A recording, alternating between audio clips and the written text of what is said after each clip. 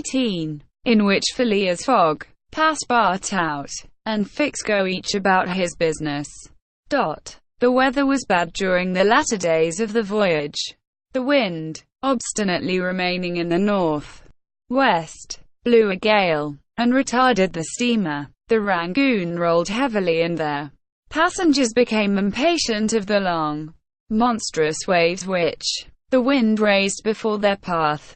A sort of tempest arose on the 3rd of November, the squall knocking the vessel about with fury, and the waves running high.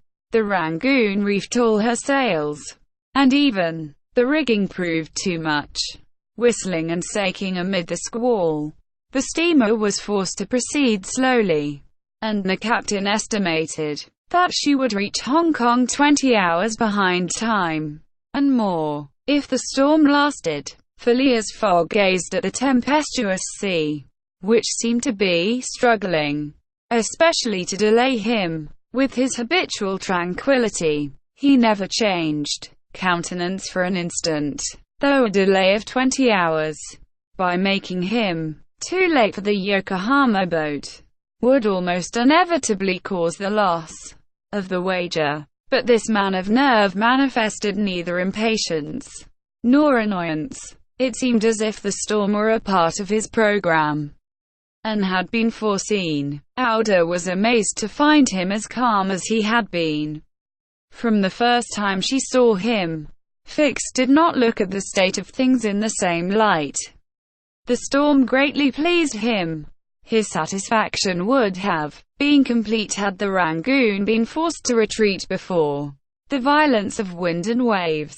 Each delay filled him with hope, for it became more and more probable that Fogg would be obliged to remain some days at Hong Kong.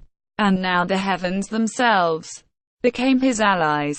With the gusts and squalls, it mattered not that they made him sea sick. He made no account of this inconvenience, and, whilst his body was writhing under their effects, his spirit bounded with hopeful exultation. Passepartout was enraged beyond expression by the unpropitious weather.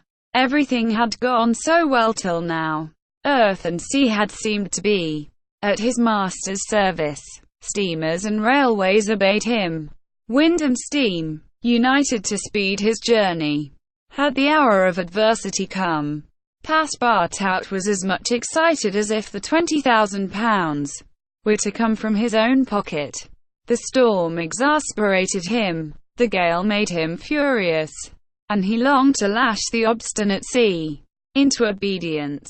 Poor fellow! Fix carefully concealed from him his own satisfaction, for, had he betrayed it, Passepartout could scarcely have restrained himself from personal violence. Passepartout remained on deck as long as the tempest lasted, being unable to remain quiet below, and taking it into his head to aid the progress of the ship by lending a hand with the crew. He overwhelmed the captain, officers, and sailors, who could not help laughing at his impatience, with all sorts of questions.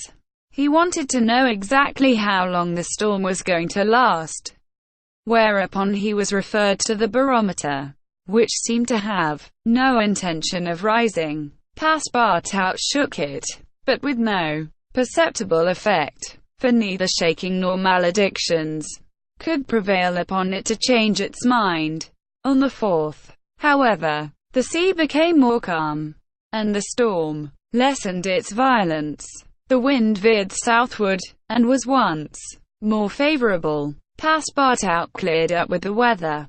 Some of the sails were unfurled, and the Rangoon resumed its most rapid speed. The time lost could not, however, be regained. Land was not signaled until 5 o'clock on the morning of the 6th. The steamer was due on the 5th. Phileas Fogg was 24 hours behind hand, and the Yokohama steamer would, of course, be missed. The pilot went on board at 6, and took his place on the bridge, to guide the Rangoon through the channels to the port of Hong Kong. Passepartout longed to ask him if the steamer had left for Yokohama, but he dared not, for he wished to preserve the spark of hope, which still remained till the last moment. He had confided his anxiety to Fix, who, the sly rascal, tried to console him by saying that Mr. Fogg would be in time if he took the next boat. But this only put Passepartout in a passion. Mr. Fogg, bolder than his servant, did not hesitate to approach the pilot and tranquilly ask him if he knew when a steamer would leave Hong Kong for Yokohama. At high tide tomorrow morning, answered the pilot. Ah, said Mr. Fogg, without betraying any astonishment. Passepartout, who heard what passed, would willingly have embraced the pilot, while Fix would have been glad to twist his neck. "What is the steamer's name?" asked Mr. Fogg. "The Carnatic. Ought she not to have gone yesterday?" "Yes, sir, but they had to repair one of her boilers, and so her departure was postponed till tomorrow." "Thank you," returned Mr. Fogg, descending mathematically to the saloon. Passepartout clasped the pilot's hand and shook it heartily in his delight, exclaiming, "Pilot, you are the best of good fellows." The pilot probably does not know to this day why his responses won him this enthusiastic greeting. He remounted the bridge and guided the steamer through the flotilla of junks, tankers, and fishing boats which crowd the harbor of Hong Kong.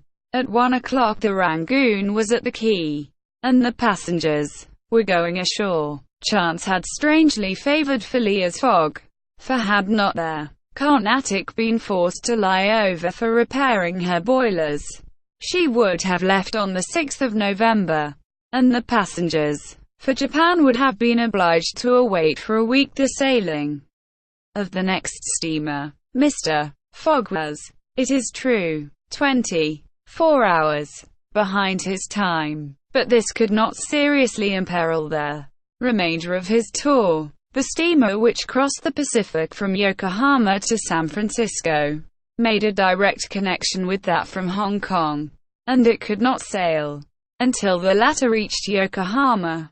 And if Mr. Fogg was 24 hours late on reaching Yokohama, this time would no doubt be easily regained.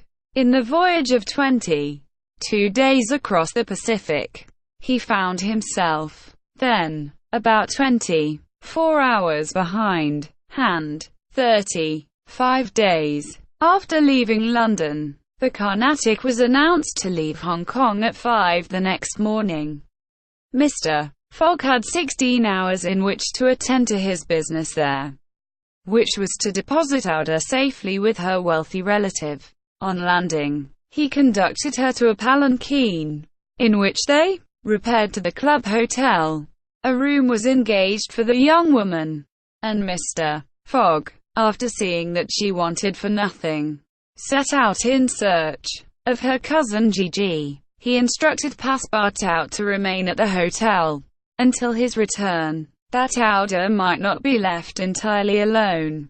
Mr. Fogg repaired to the exchange, where, he did not doubt, everyone would know so wealthy and considerable a personage as the Parsi merchant. Meeting a broker, he made the inquiry to learn that Gigi had left China 2 years before, and, retiring from business with an immense fortune, had taken up his residence in Europe. In Holland, the broker thought with the merchants, of which country he had principally traded.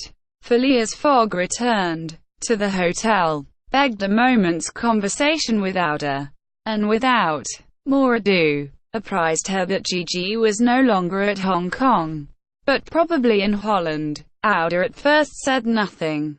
She passed her hand across her forehead, and reflected a few moments. Then, in her sweet, soft voice, she said, "What ought I to do, Mr. Fogg?" "It is very simple," responded the gentleman. "Go on to Europe. But I cannot intrude." "You do not intrude," nor do you in the least embarrass my project. Passepartout.